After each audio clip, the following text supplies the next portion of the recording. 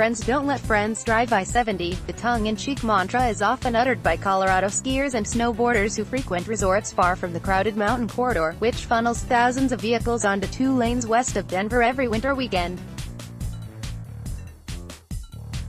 It's nightmarish. Hours and hours in the car.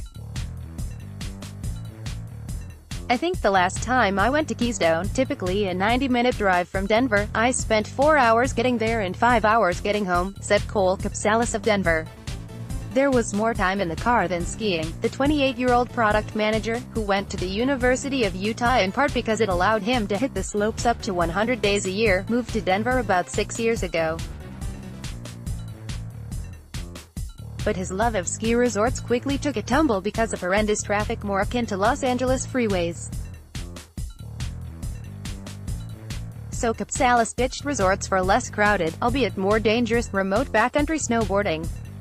I would prefer to risk my life on some level, as opposed to sit in I-70 traffic on the weekends, he said. Traffic along the route has been common for years, but it's exacerbated by a recent population boom in the Denver area. Traffic has increased incredibly statewide, and nowhere do you see that more actively than on the I-70 corridor, said Amy Ford, a state transportation department spokeswoman. Between 2010 and July 2017, the population in Denver and its suburbs increased by an average of nearly 51,000 annually. In 2000, nearly 10.3 million vehicles on I-70 crossed the Continental Divide, which slices through the heart of Colorado's ski country. That figure was about 13.4 million in 2018.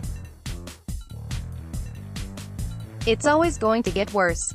We're expecting that, said Patrick Chavez, who works at a transportation department office at the mouth of 2 tunnels bored under the divide. Continue to try to find measures to mitigate and minimize the impact, but that's getting harder as more people move to Colorado, he said. Colorado's population has increased 53% since 1990, while lane miles on the state's highway system have only increased 2%, officials said.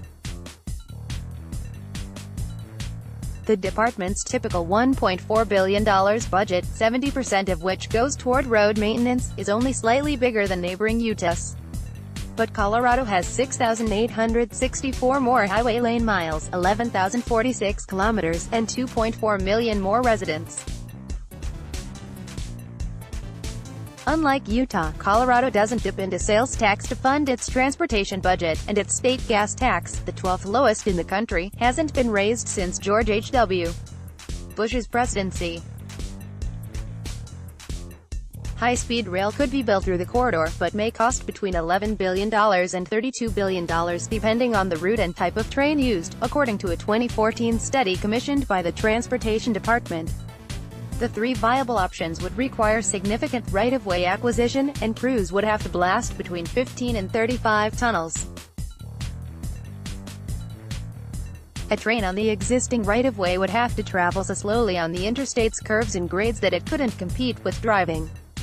That means transportation officials will continue to rely on smaller-scale solutions to an increasingly difficult problem. They've created an app giving drivers real-time traffic conditions from Denver's airport to Vail. They're quicker at clearing accidents. They've installed traffic information signs at resorts and in pavement LED lighting on areas of the interstate with poor visibility. They've widened tunnels and introduced a bus system that runs on I-70. And they've built a 13-mile, 21-kilometer toll road at a notorious pinch point on eastbound I-70. All those steps, Ford said, have had a positive effect and reduced the number of accidents. In 2008, nearly 1,900 accidents were reported along the corridor, and in 2017, about 1,200 accidents were reported. The Transportation Department also is doing a relatively good job of keeping traffic flowing through the roughly 100-mile, 161-kilometer stretch that serves major resorts like Vail, Breckenridge and Keystone. In January 2012, for example, it took drivers an average of an hour and 50 minutes to travel west through that section during the peak of weekend traffic. The numbers fluctuate through the years for a variety of reasons, including weather, but by January 2018, it took just over 2 hours. Traveling that stretch without traffic typically takes 90 minutes. It is a significant challenge, but that corridor is getting a lot better, Ford said.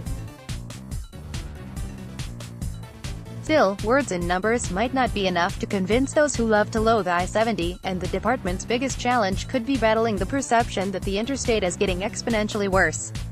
I watched it deteriorate so much that I would have a really hard time believing that anything significant would have changed at this point, Capsalis said.